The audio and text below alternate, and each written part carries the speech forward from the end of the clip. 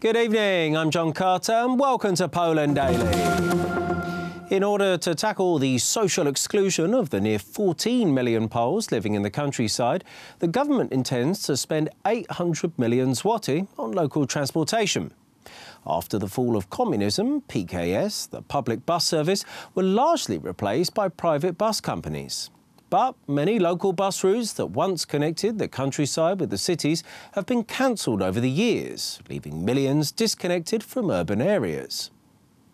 According to Prime Minister Morawiecki, restoring local bus services will reverse the former process known as abandoning local Poland. Our program is implemented in order for bus services to return to the transport grid in Poland. There are numerous small towns and villages in our motherland which we do not have connection with the outside world, other than by car. Our goal is to create a public transport system coordinated with the railroad network. I even dream of a single fare ticket. As part of the government program, a special fund will be created and local governments will be able to sign contracts with entrepreneurs providing transport services without a bidding process.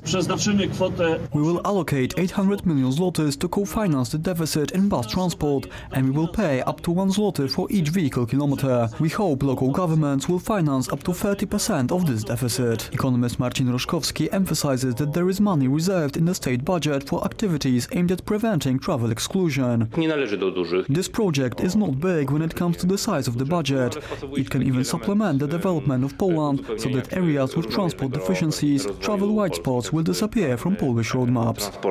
Restoring previously cancelled bus routes is one of the elements of the new Law and Justice 5, a plan announced during the February convention by the party's leader Jarosław Kaczyński. In addition to the reactivation of local bus services, other components of this plan were to expand the 500+ program for the first child, pay an additional 13th pension benefit, and eliminate income tax for people under 26. As well as lowering the lowest tax threshold from 18 to 17%. The Polish Episcopal Conference today announced its position on the LGBT+ declarations signed by Warsaw Mayor Rafał Trzaskowski in February. According to bishops, the project could interfere with the way parents raise their children and corrupt young minds. The bishops, along with families and communities standing against the charter, would like to recall that according to the Polish constitution, anyone has the right to demand state institutions to protect their child against demoralization. Article 72, paragraph 1. We therefore appeal for the withdrawal of the ethically and legally uncertain solutions proposed in the so-called LGBT charter. Poland's most prominent pro-opposition newspaper, Gazeta Wyborcza, published a poll today. It showed that, for the first time in years, the opposition's European coalition has more potential votes in the upcoming European Parliament elections than the ruling Law and Justice Party. Some experts, however, have called into question the validity of the data.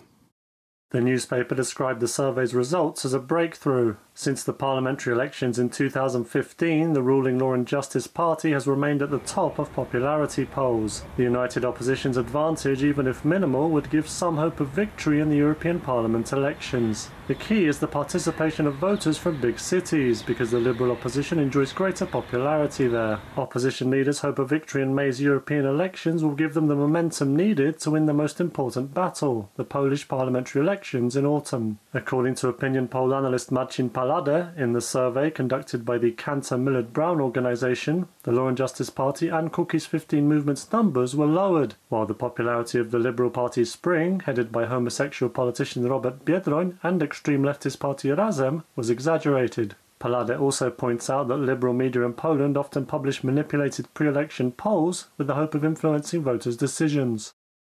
The Polish ambassador in Minsk has been summoned by the Belarusian Ministry of Foreign Affairs in connection with the Institute of National Remembrance's new position on Romuald Race. Race, also known as Bury, was a soldier of the 3rd Vilnius Home Army Brigade. After the Second World War, he fought against the communists in Podlasie, northern Poland. The Belarusians have accused Bury of genocide, although the Institute of National Remembrance has stated that these allegations are false. Magdalena Bałkowiec has more on the dispute.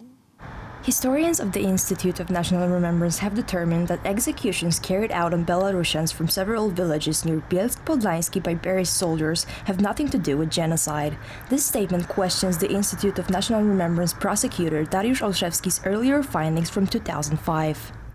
We believe that the Orthodox faith and Belarusian nationality were not the reason why these people died at the hands of partisans of the 3rd Vilno Brigade of the National Military Union.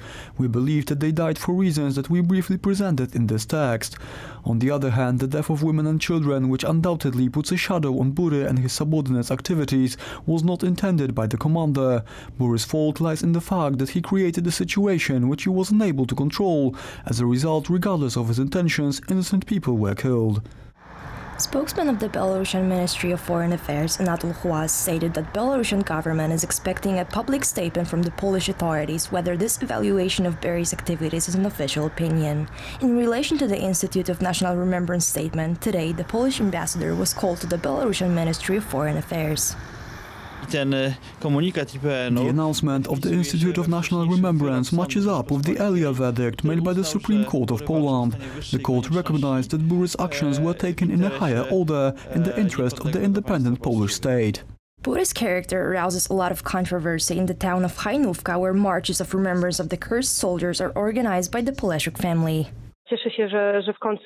First and foremost, I'm glad that this statement made by the Institute of National Remembrance appeared. This should have been made a long time ago. When it comes to the public opinion here in the Podlaski region, the society believes everything that media says, and the media has been using the prosecutor Olszewski's statement. I think that the media won't publish the newest statement, but I'm sure that they will publish some fragments taken out of context. So that will be a problem because the public read newspapers more often than history books.